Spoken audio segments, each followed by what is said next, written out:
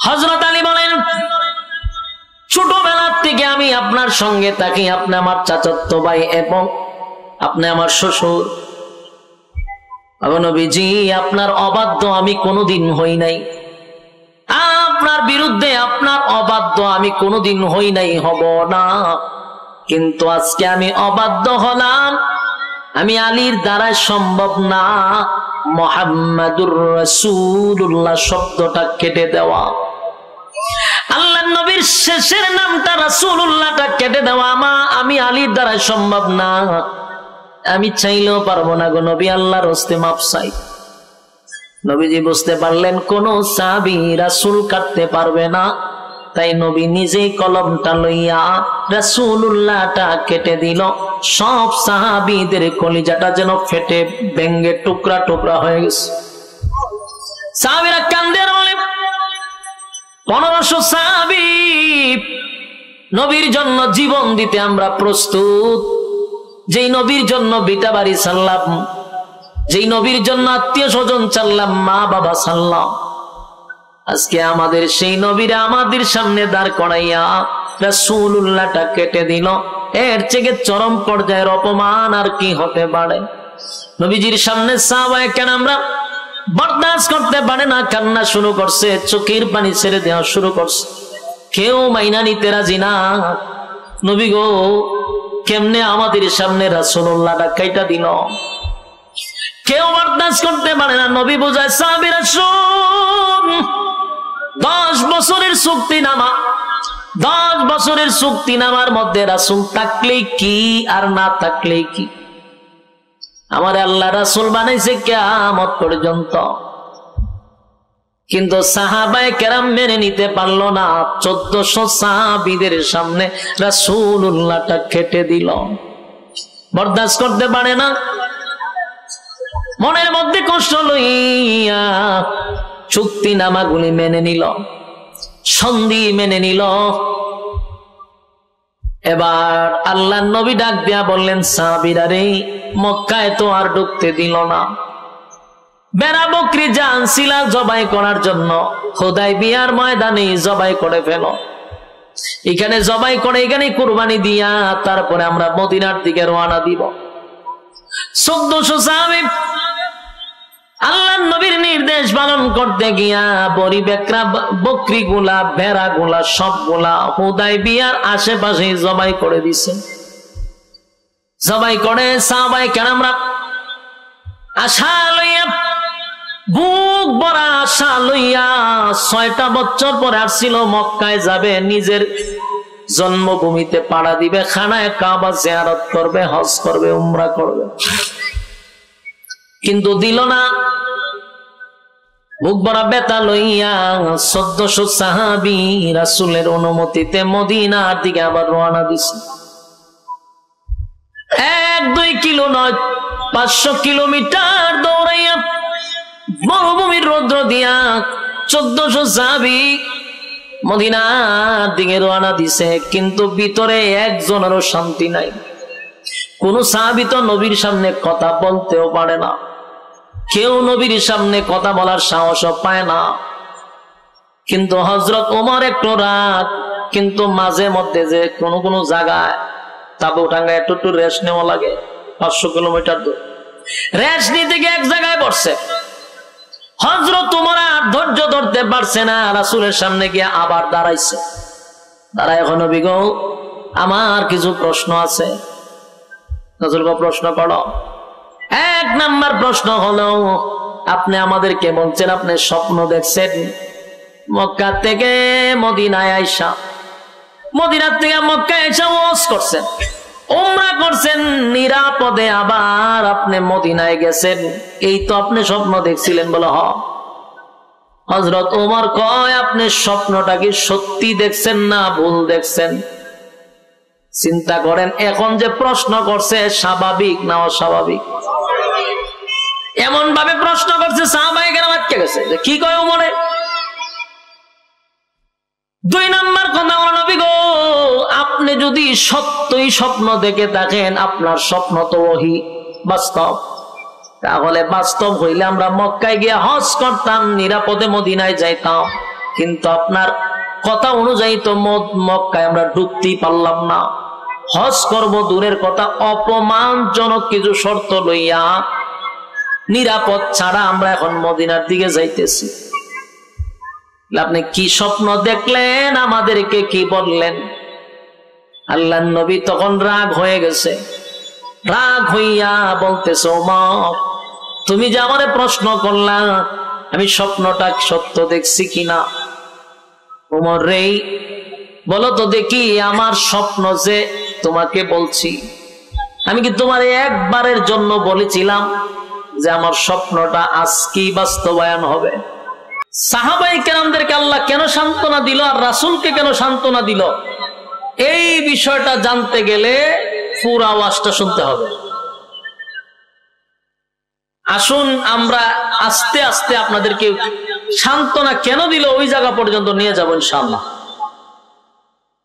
রাসূল আরবি সাল্লাল্লাহু আলাইহি ওয়াসাল্লামের হায়াতের জিন্দেগি হলো 63 বছর। এর মধ্যে 3টা অধ্যায় আছে।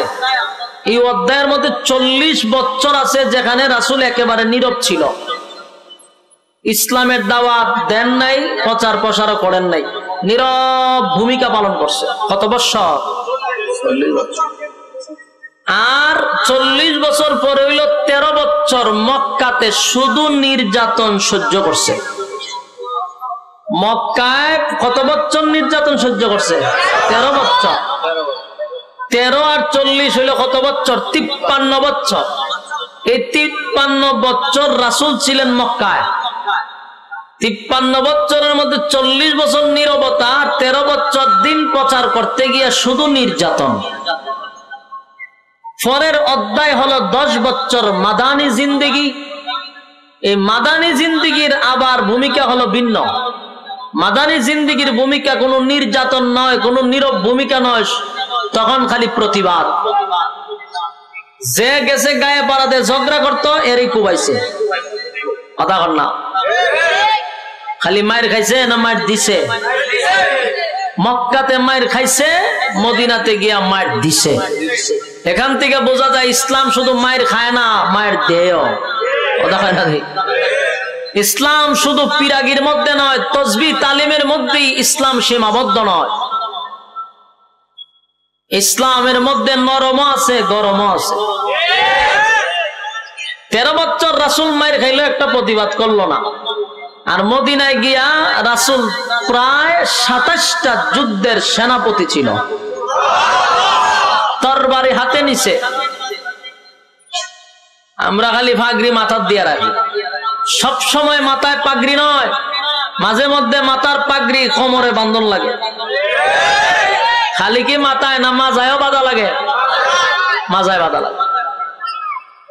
এতদিন ফিলিস্তিনের মানুষ মাথায় পাগড়ি রাখছিল, যখন বারে বারে গায়ে ফাড়া দিয়া ঝগড়া করতে চায় তখন মাথার পাগড়ি মাজায় বাঁধছে।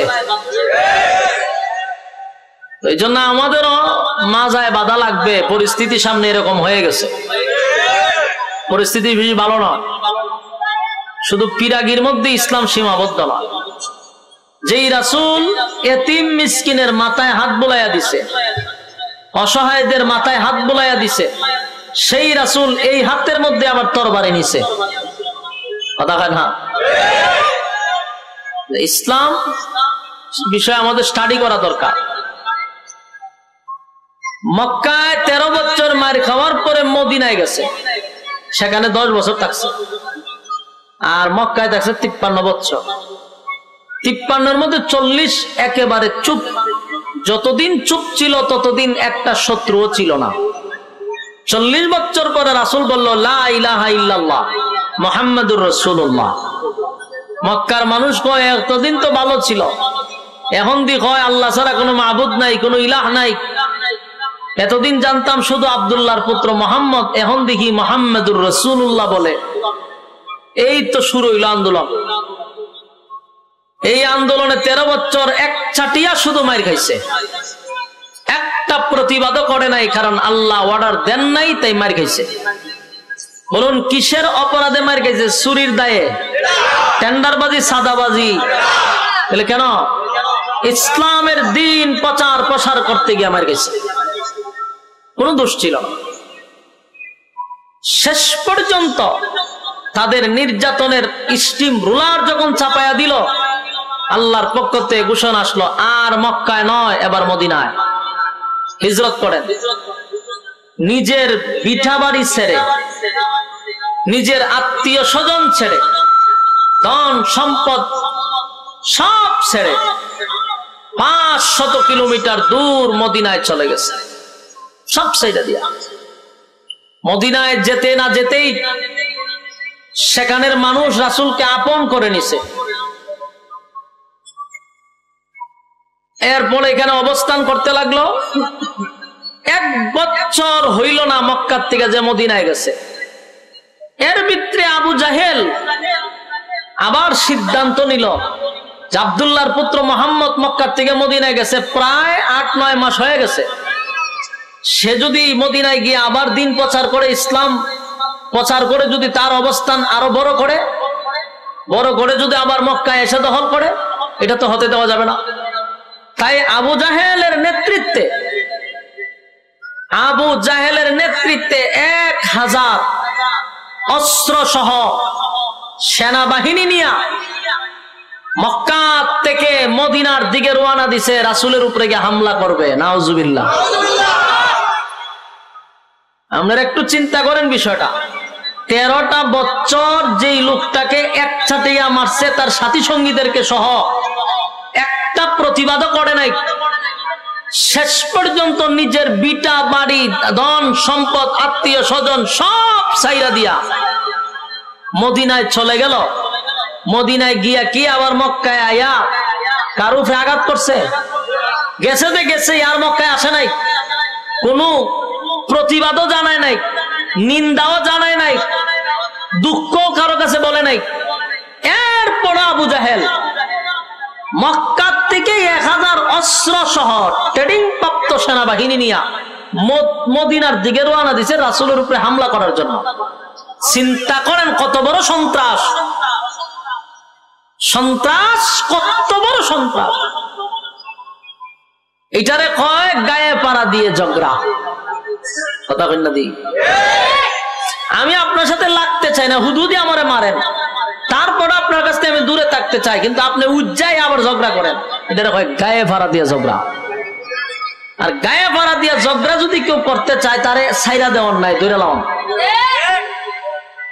তো রাসূল মদিনায় যাওয়ার পরে আবু জাহেল সিদ্ধান্ত নিছে, ধরেন 1 বছর হইছে, এর মধ্যেই সিদ্ধান্ত, খবরটা রাসূলের কান পর্যন্ত পৌঁছে গেছে। এই পোলাপান, আমি প্রথমেই কইছিলাম যে এডি সামনে থাকবো, কথা কইব, আর ওয়াজের 12টা বাজাইবো আমার, যেটা আমি সহ্য করতে পারি না। পিছনে যাও, পিছনে সব এই পুরা গুল মিটিংটা পিছনে লয়ে যাও। হ্যাঁ, আপনার মুরব্বীর সামনে আসেন, উঠে না আবার বৈশা রয়েছে না, এই কথা বলবো কেন? কোন যেত না, উঠে দেন, এরা তো কইলে কোনো কাম হইতো না। পিছনে মুরব্বীর সামনে আসেন, যারা ওয়াজ শুনবেন। হ্যাঁ, মাইকের আওয়াজ শুনে না, আমার ওয়াজ শুনুন না আপনারা। কিতা করবেন, কপাল খারাপ, যুদ্ধরই হয় উদ্দুরই শেষ করে লাই। আমার একটা, যারা নিয়মিত আমার বয়ান শুনেন সোশ্যাল মিডিয়াতে, এরা জানেন কিনা জানি না, আমারে ভালো মাইক দিয়ে কাভার দিতে পারে না। যারা আমার বয়ান শুনবেন, বাংলাদেশের শ্রেষ্ঠ মাইক যদি লাগে এটা আমার লাগে, এবং মাইক নিয়ে কমপ্লেইন কেউ দিলে এটা আমি দেই, শ্রেষ্ঠ মাইক লাগে আমার। আর এই জায়গার মধ্যে আমার মধ্যে পড়ছে এই মাইক, তখন আমি যে ওয়াজ করতেছি এটা তো শুকরিয়া আদায় করেন, কারণ যে দাওয়াত দিছে অত্যন্ত ভালো মানুষ, ভদ্র মানুষ, মহব্বত করে দাওয়াত দিছে। এখানে যদি আমি এখন মাইক লিয়ে কথা কইতে ওয়াজ করবো কেটা, এলে আমি সাথে কোনো নাম শেষ হয়ে যাক। আমার প্রচুর সাউন্ড লাগে, এটা সবাই জানে। আমার হাই স্কেল দিলে এটা প্রচুর সাউন্ড লাগে। আমি যদি সিল্লি দিয়ে দিলে হেয়ার সব ইউনিট যাইব গা, যদি আমার হাই স্কেল ছাড়ি। আমি তো শুরুই করছি না, হেয়ার মাইক যাইব কো। এই জন্য কোন রকম খালি সহ্য ধৈর্য করে ওয়াজটা শুনেন। আজকে তো ছক্কা চার মারার দরকার নাই, সিঙ্গেল লইয়া লিয়া জানগা। কথা ঠিক নেই, ব্যাটে বলে মিললে অন্য সময় ছক্কা চার হইব, আজকে ছক্কা চার হইতো না, সিঙ্গেল হইব। বসেন, সম্মানিত সুধী, কথাগুলি যদি প্রথম কথাগুলি যদি মনোযোগ দিয়ে শুনেন তাহলে সামনের আলোচনা শুনতে মজা পাবেন, কারণ এটার একটা ভূমিকাটা খুব গুরুত্বপূর্ণ। তাহলে সামনের আলোচনা শুনতে খুব সহজ হবে, এই জন্য ভূমিকাটাতে একটু মনোযোগ দেন। মনোযোগ দিয়ে দেখেন যে আলোচনার প্রসঙ্গটা কোন দিকে যায়, মনোযোগ দিয়ে শুনেন। কত হাজার লই এলো? 1000 অস্ত্র সহ ট্রেনিং প্রাপ্ত সেনাবাহিনী নিয়ে আসছে মদিনায় রাসূলের উপরে হামলা করত শীর্ষ সন্ত্রাস আবু জাহেল।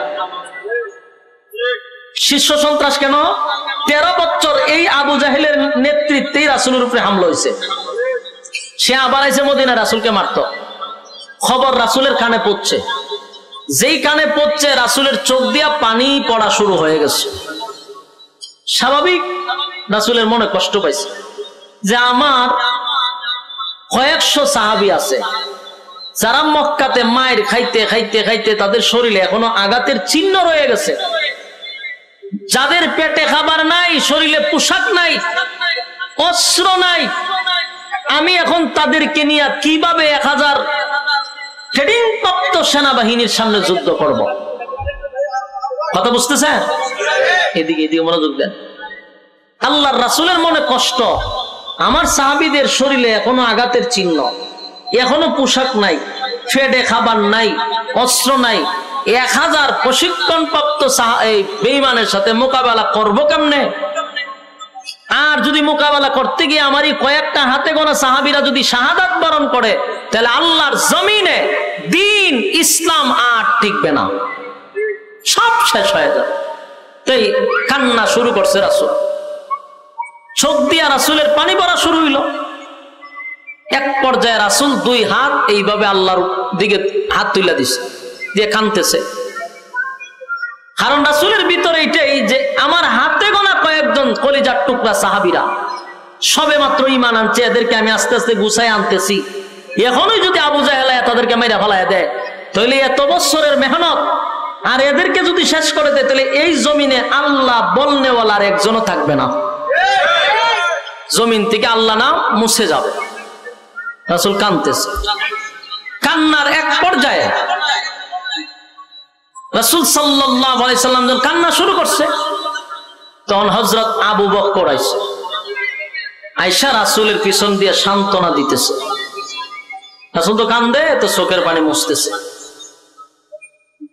খলিফাতুল মুসলিমিন ওমর, হযরত আবু বকর দুজন কান্না শুরু করছে রাসূলের কান্না দেখে, কারণ রাসূল গাল বেয়ে বেয়ে পানি চালা শুরু করছে। আবু বকর নবীর পিছনে গিয়া বলেন, নগো নবীজি, আপনি কাঁদেন না, আপনার কান্না আমরা বরদাস্ত করতে পারি না, আপনার চোখের পানি আমরা দেখলে সহ্য করতে পারি না, কেন কাঁদেন নবী গো, জানতে চাই। আল্লাহর নবী বলেন, আবু বকর রে, 13টা বছর মক্কা নগরীতে মার খাইলাম, রক্তাক্ত হইলাম, আমার কলিজার টুকরা সাহাবীদের শরীরের মধ্যে এখনো আঘাতের চিহ্ন, আমার সাহাবীদের শরীরের আঘাত এখনো শুকায় নাই, পেটে প্রচন্ড খিদা, পেটেও খাবার নাই, যুদ্ধের পোশাকও নাই। এই মুহূর্তে যদি আমি যুদ্ধের ময়দানে গিয়া দাঁড়াই, বলো না 1000 অস্ত্র বাহিনীর সঙ্গে আমার এই সাহাবীরা কিভাবে মোকাবেলা করবে? কান্না শুরু করছে। হযরত আবু বকর বলেন, নবী গো, আমার দিলে সাক্ষী দেয় আপনার মালিক আপনাকে একা ছেড়ে দিবে না, আপনার মালিক আপনারে একা ছেড়ে দিবে না, আপনি কাঁদেন না, আপনি কাঁদেন না। আল্লাহর নবী দৌড়ায় সাহাবায়ে কেরামদেরকে নিয়ে মিটিং বসলেন। আমার কলিজার টুকরা সাহাবীরা শুন, মক্কা থেকে আবু জাহেলের নেতৃত্বে 1000 অস্ত্র নিয়ে সেনাবাহিনী আসতেছে আমাদের সঙ্গে যুদ্ধ করার জন্য। আমি তোমাদের কাছ থেকে জানতে চাই, এই মুহূর্তে আমাদের করণীয় কি? এই মুহূর্তে আমাদের উচিত কি? এই মুহূর্তে আমাদের করণীয় কি? আমরা এখন কি করব? আমরা কি যুদ্ধ করব? রাসূল কিন্তু সাহাবায়ে কেরামদেরকে একত্রিত করে তাদের কাছ থেকে একটা পরামর্শ নিতে চাইতেছে। এটা নিয়ম। আর না হয় যদি সাহাবীরা বলেন যে আমাদেরকে পরামর্শ না করে নবীজি যুদ্ধের ময়দানে আমাদেরকে নিয়ে আসলেন, এই জন্য নবীজি আগে পরামর্শ করছে। সব সাহাবীরা নবীরে উৎসাহিত করলেন, নবী গো আপনি শুধু আমাদেরকে অর্ডার দেন, আমাদের যা কিছু আছে সব লইয়া মাঠে নামব। নবীজি দেখলেন সাহাবীদের মত আছে, 1000 অস্ত্র বাহিনীর সঙ্গে মোকাবেলা করবে, এ নিয়ে সাহাবীদের মনে কোনো কষ্ট নাই।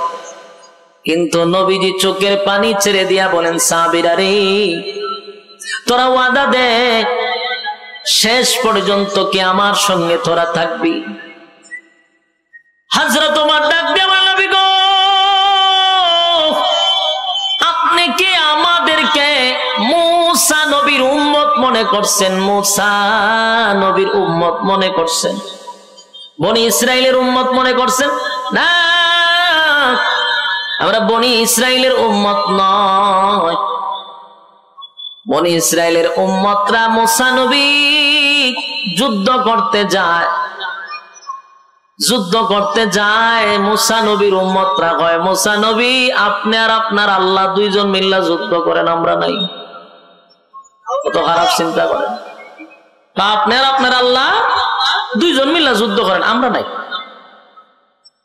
আমরা কিন্তু বনি ইসরাইলের উম্মত না, আমরা সমস্ত নবী কুলের সম্রাট, দু জাহানের বাদশা নবী মুহাম্মদুর রাসূলুল্লাহ সাল্লাল্লাহু আলাইহি ওয়াসাল্লামের উম্মত।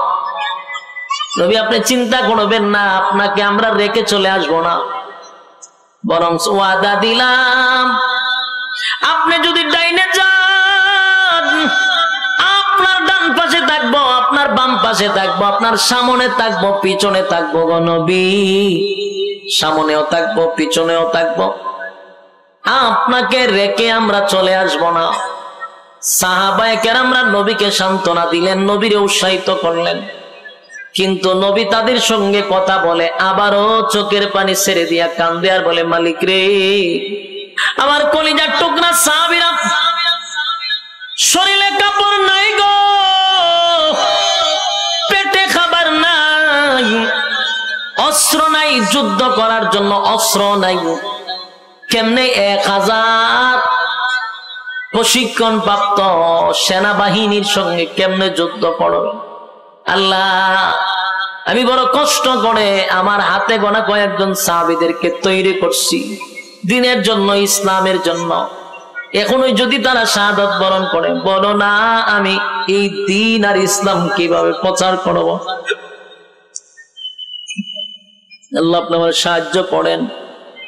নবীজি কান্দে, কান্না যখন শুরু করে দিল, এক পর্যায়ে নবী কাঁদতে কাঁদতে কাঁদতে চোখের পানি ছেড়ে দিয়া কান্দে। সাথে সাথে আল্লাহ জিবরাইল আলাইহিস সালাতু ওয়াস সালাম রে পাঠায়া দিছে। জিবরাইল এসে বলেন, হাবিব আপনি কেন কাঁদেন, কেন কাঁদলেন? আপনি ঘাবড়াবেন না, আপনি মন ছোট করবেন না। আল্লাহ তখন নবীরে জানায়া দেয়, নবী গো মক্কাতে 13টা বছর আপনি নির্যাতন সহ্য করছেন, আমি আল্লাহর হুকুমে। কার হুকুমে? মক্কায় 13 বছর নির্যাতন সহ্য করছেন, আমি আল্লাহর হুকুমে। 40 বছর নীরব থাকছেন, সেটাও আমি আল্লাহর হুকুমে। মদিনায় আসছেন, এটাও আমি আল্লাহর হুকুমে। এরপর আবু জাহেল মক্কা থেকে 1000 অস্ত্র লইয়া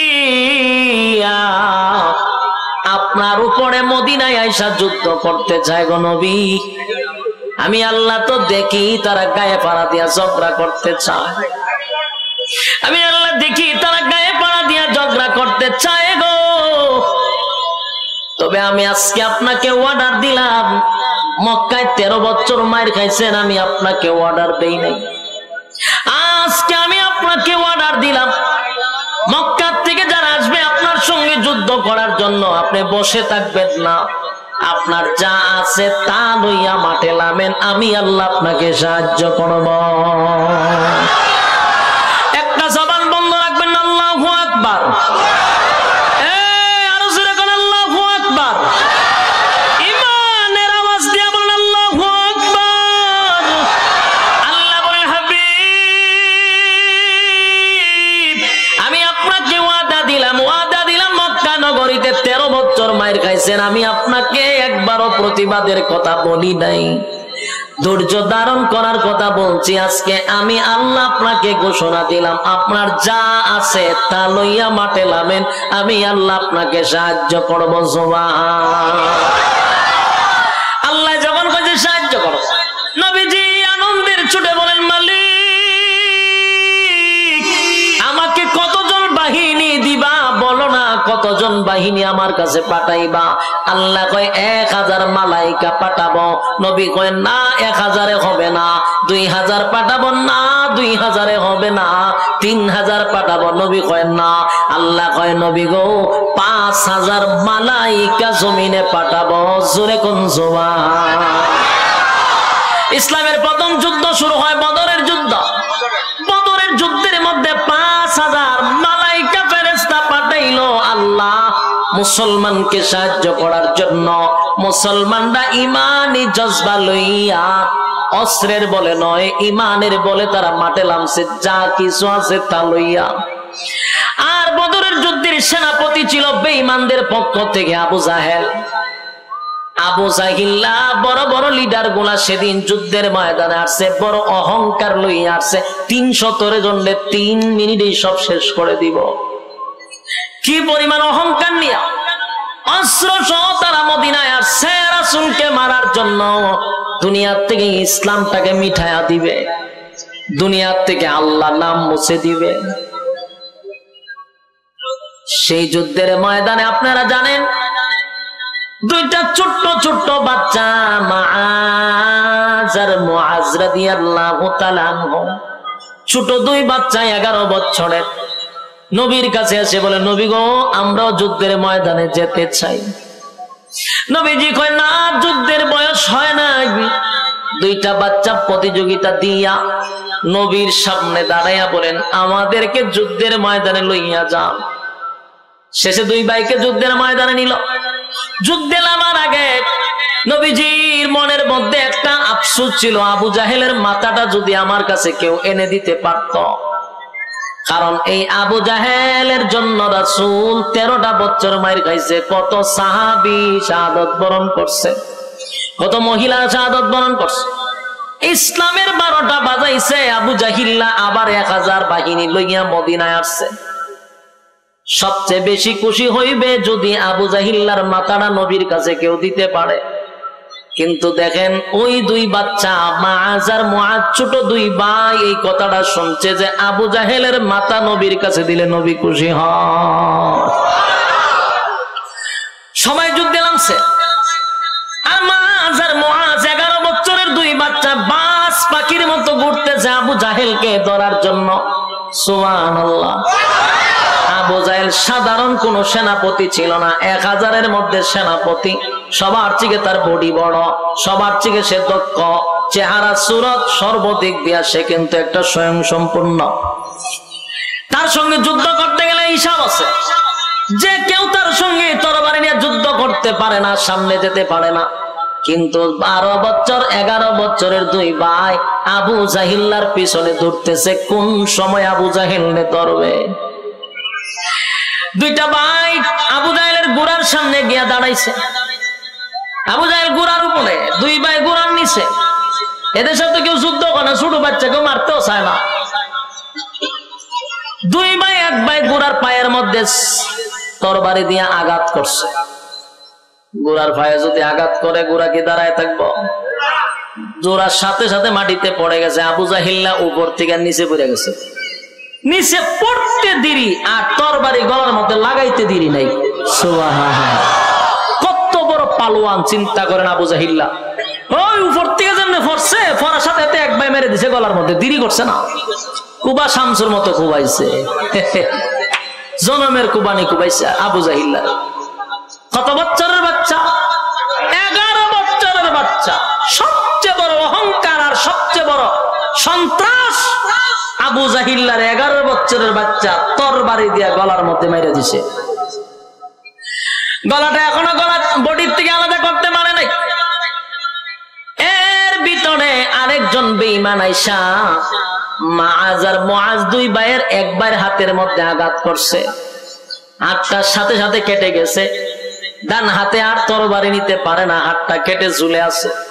অন্য হাত দিয়ে আবু জাহিল্লার গলার মধ্যে পৌঁছাইতে আছে। সুবহানাল্লাহ।